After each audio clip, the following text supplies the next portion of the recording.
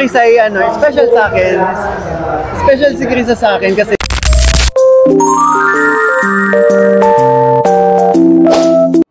Mick Chris hindi rin nagpahuli. May matinding pasabog na dapat nating abangan. May aminang naganap. Ano po kaya ito mga kalingap? Atin ang alamin at pag-usapan ngayong araw. Pero bago po ang lahat, isang mapagpalang araw at gabi sa inyong lahat. Mega love shoutout sa lahat ng ating listeners, viewers, and subscribers saan mang sulok ng mundo. Mapaluzon, Visayas at Mindanao. Lalong-lalo na po sa ating mga kababayang OFW. Kamusta po kayo mga kalingap? Mabuhay po kayo hanggat gusto nyo. At kung bago ka pa lang sa aking munting YouTube channel, huwag ka nang mahiyang mag-subscribe, like, share, and comment. Huwag mo na rin kalimutang i-click ang notification bell nang sa ganon ay updated ka sa aking mga paparating na video. At syempre, patuloy po nating suportahan sina Kalingap Rab at ang ating ama ng Kalingap, ang nag-iisang founder, si Kuya Val Santos Matubang. Kung maaari po ay no skip ads nang sa ganon ay mas marami pa tayong malingap na nangangailangan. At konting paunawa po kung maaari ay tapusin niyo muna ang kabuuang video nang sa ganon ay akma ang inyong mga komento.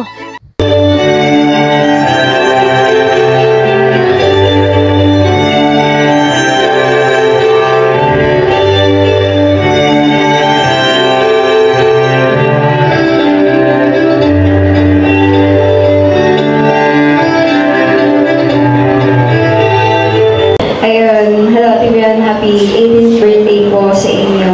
And ate, ngayong nasa legal age ka na, marami ka na namang maraming pwedeng mangyari. Ayan, mga tatahakin na panibagong hamon ng tadhana sa iyo. Ayun, sana maging mas matatag ka pa. At palagi matatandaan, nandito kami mga K-Angels, mga supporters, sila kuya, ang K-Boys. Kapag may problema ka, di lang sa problema dadamayan ka namin, kundi sa kasiyahan. Ayun, palagi kang mag-iingat at kahit mabago man ang edad mo, nadagdagan man, sana ikaw pa rin yung Ate Biancy na nakilala ko. Yun na po, happy birthday. Thank you very much, Krista. Palakpakan naman po natin. Ayun, narinig po natin mga kalingap ang napakagandang mensahe ni Krista dito nga po kay Viancy at talagang pinaghandaan niya yung kanyang sasabihin. At kung napakinggan po natin ng mabuti ay talagang matured mag-isip, matured magbigay ng advice itong si Krista. Kaya ang dami pong natuwa at humanga sa kanyang sinabi. At looking forward din sa debut ni Krista. Alam ko medyo malayo pa. Pero pwede pong mangyari din yung engrandeng debut na naranasan ni Viancy at ma-experience niya yung ganong klaseng celebration. Lalo pa at ramdam naman po natin mga kalingap at medyo baguhan din po talaga ang Mick Chris ay nakikitaan na natin na talagang malakas ang hatak sa madla. At kung napapansin din naman po natin mga kalingap ay parami din po ng parami yung mga sponsor ng Mick Chris. Kaya po hindi malabo na ma-experience din ni Bebe Krista yung engranding debut na ganun din po kay Viancy. At sigurado po ako mga kalingap na paghahandaan din ito ni Kalingap Mikoy ng sobra. Ay, oo nga pala. Kumusta pala si Mama Moelen? Si Mama Moelen. ayun, excited nang makilala ka. Kasi nung nabalitaan ko na yung nangyari kay Mama. Nagdala lang ako. Si Mama okay naman na. Kahit pa paano, bumubuti naman yung kalagayan niya and nakakapaglakad na pero kailangan pa din niya ng suporta. And nakaka-mission, nakakasama na ulit ako sa mission pero hindi nga lang madalas kasi may mga times din kasing wala akong kapalitan para bumantay sa kanya. Tsaka huwag mo din iwanan mag-isa yun. Oo naman. Alam mong si Mama na lang kasi yung rason kung bakit ako nagsisipag, bakit ginagawa ko to. And kami, alam mo naman yun, di ba? Kami dalawa na lang yung magkasama. And soon, nakakasama mo na din. Ano daw? Parang ano? Makakasama, ibig ko sabihin, makakabanding mo. Ito naman. Oh, wala namang sinabi. Wala akong Ba't ka kasi nag-react? Wait, hindi ako nag-react. Sabi ko, Makakabanding mo kasi gusto ko naman meet kaya ni Mama. Oh. Alam mo ba din masungit din si Mama pero ewan ko nga ba pagdating sa'yo. Parang mas excited pang makita ka eh. Kaysa sa akin. paano? Lagi ka daw niya nakikita. Nasasawa na yata sa kakyutan ko.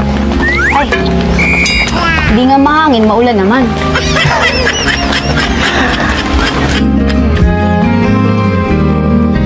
Ayun, kung napansin nyo nga po mga kalingap, ay mas nakakakilig ito pong part 17 kumpara po doon sa last episode. Sana soon ay mamit na ni Krista yung kanyang magiging soon to be mother-in-law. At nabanggit din naman po ni Kalingap Mikoy na excited na mamit ni Mama Ellen. Ito nga po nga si Krista at sure ako na magugustuhan nila yung isa't isa. At sa kabilang dako nga po mga kalingap, alam ko po nga marami sa atin, marami sa inyo ang naguguluhan pa rin ano ba yung totoong estado ng puso ni Kalingap Mikoy. Ano ba yung totoong nararamdaman niya para dito kay Krista. So narito po mga kalingap ang tunay na kasagutan. Panoorin po natin. Nandito yung mga supporters Ay, grabe, opo. Si San Isidro. Ang tanong ko po para kay Mikoy, kamusta naman po yung feelings niya para kay Krista? Bago mo sagutin, pwede kang hindi mo sagutin, pwede sagutin mo. Okay? Yan. Huwag kang mahiya. Sige, sasagutin ko yan. Si Chris ay special sa akin.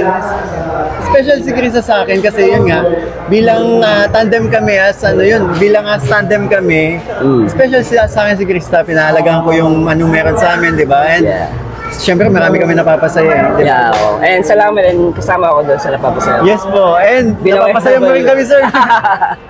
Anyway, isa pa, Steve Kayanan. Question po, Sir Mars. Para sa Chris, yung kilig, sweetness at kulitan nila sa isa't isa. On-cam ay semba pag off-cam. Pag kailan sumagot? Hindi ko sasagutin yan. Basta may nakita po ako. Ayun na yun. Okay? Makikita nyo na naman sa mga CCTV.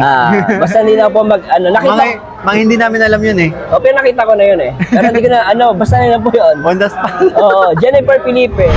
Question po kay Mikoy. Kung napanood na po niya vlog ni Kalingap JJ Kilacleo, ay kung ano ang reaction niya dito, remember mo yung kay JJ? Yes, yung in-interview niya yung mga kaibigan ni Chris. Ano masabi mo doon?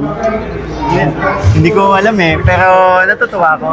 Oo, Yun lang masasabi ko. Grabe yung kilig mo Grabe yung kilig ako lintik ka.